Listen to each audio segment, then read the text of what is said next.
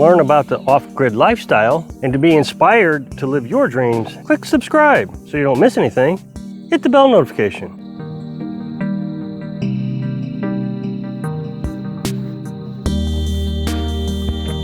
So we're heading off the little house off-grid property to go cut a tree. I got some really good news yesterday. There's a trailer park down the road, not even 3 miles. There's 2 trees that had fallen down. They're not broken, they're still attached to the ground. The leaves are still blooming and green, and they're healthy trees. They're just laying on the ground. What I guess happened was one tree fell on top of another tree and they kind of just fell in on themselves. We're gonna head over there and start cutting those trees down. I think this is gonna give us a huge advantage to our firewood supplement. One of the concerns a lot of people have is that we only live on 1.5 acres. And of course, most of it is wooded property, but they're afraid that we're gonna run out of firewood. Now, I keep arguing that I don't think we will. I think I need about 3 trees a year is what I'm estimating. If there's 65 to 100 trees on here, the trees will keep regrowing, and I should be able to have enough firewood to last the rest of our life. Our neighbor lets us cut deadfall, so we have that also. But I already have 3.5 cords of firewood there, and I haven't even gotten all the deadfall on our own property off yet. But there is no reason not to accept firewood from someplace else if you can. So I've been watching a lot of YouTube videos on where to go to find firewood. This one guy suggested that if you see a tree down, to go and ask them if you can cut it up for firewood. Well, that's going to be near impossible here because everybody burns firewood. As soon as a tree goes down, they're going to go get it.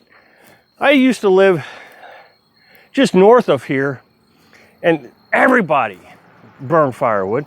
I remember one day I drove by one of our neighbor's house and a tree had fallen down.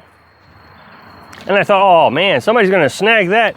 As I came back, I think we went to the store. My other neighbor had already got over there and was cutting it down. That's how quick it goes. Now the thing is, the 2 trees that I'm talking about have been there for several weeks. And I keep thinking, man, somebody's gonna snag that up, somebody's gonna snag that up. One of the problems I have is I'm an introvert. I don't like talking to people. It's very difficult for me. I never know what to say. I've talked about this a lot. I pick up the phone and I call the store, yeah, what time do you open? And they tell you, and I'm like, okay, thanks. Well, now I gotta actually have a conversation with somebody over the phone. Oh, well, like I said, the video that I actually recognized this. He said he was an introvert too. He doesn't like talking to people. So what he did was he wrote a letter. If he goes to somebody's house, he can just hang the letter and say, here's my phone number. If you get a chance and you want me to take this tree off your hand, I'll do it. But this trailer park owner doesn't have an address there. I mean, there's nobody there to ask. So there was a phone number, it said a for rent and a phone number. So I called the phone number, but what I did was I used the letter as my guide. Hi, my name's Rob, and I see that you have a tree down, and I was wondering if you would be interested to have me come over and cut it up for free, because I use wood to heat with. And man, it was so easy. I was like, all right, got through that hurdle. Like I said, I had already expected someone to have grabbed that, but it was still there. So I went over there yesterday and I looked at the tree and I realized why nobody was taking it. It's called poplar tree. I think it's a breed of cottonwood. I might be mistaken on the cottonwood, but it is poplar wood. I actually downloaded an app, and what you do is a tree leaf app. There's a bunch of free ones. You take a picture of the leaf and it tells you what kind of tree it is. Well, Google poplar wood, it's very fast burning. So that's why nobody's taking it, because everybody wants oak. Everybody thinks oak's the best. Well, actually oak isn't the best. There's other trees that are better than oak. Better here in Missouri, oak is the best. It's not worth your time to cut anything else. Well, to me, it is worth my time. Red oak has 26.4 million BTUs, British thermal units, per cord of wood. Well, this popular tree has 12.4 British thermal units per cord of wood. So it's half.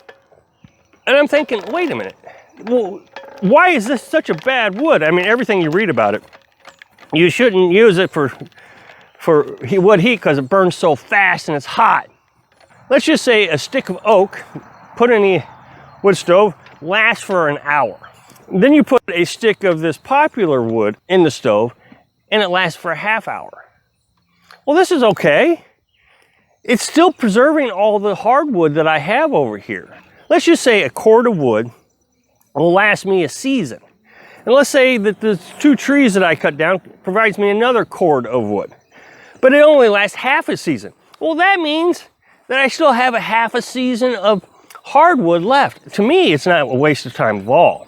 It's there, nobody's taking it, and I just as well go get it because it's gonna save these trees. It'll save a half a season of these trees is my thinking. I'm of the mindset that any tree is worth it to save these trees for as long as I possibly can. Okay, so this is the tree that I was telling you about. As you can see, it has just laid over onto the ground. I want to try to be careful that I don't show the houses here. I want to protect their privacy. So this tree just laid down. The tree is still living and doing very well, but this is a ton of firewood. Now, there's a second tree over here that this one laid on top of. I'm not really sure how it happened, but it was like they just kind of fell in on each other. And it's close to the road. See, we're close to the house. There's the truck, close to the road. This is going to be a really nice job. I don't see any problems with it. It's a soft wood. They say that it's going to cut real easy. So here's the second tree that fell over. But see, it's laying underneath the first tree. What my concern is as I'm removing the tree back, that the tree will lift up because the dirt weighs so much, it's just going to lift up. So I'm going to have to figure out if that's going to happen. As I'm removing limbs, I need to see if the tree keeps coming up any. And if it does, then I need to come down here and cut it at the stump so the tree doesn't raise back up and I have to try to cut it down. I don't want to have to do that since it's already down. Now they say I need to watch out for cats around here. I don't see them right now. Yesterday when I came over here, yeah, see, I don't see any cats. Now when you come out to here, you want to make sure that you bring everything that you need. We brought the water. That's Berkey filtered water. I brought a 2x4 to try to prop that stump up in case it does try to spring up. Maybe I can wedge it in there so it'll hold it down. Of course, you bring your chainsaw and all your tools. You need your sharpener, you need your multi-tool so you can tighten the blade. Make sure you bring your extra gas, your chain oil. Now, I brought a jack.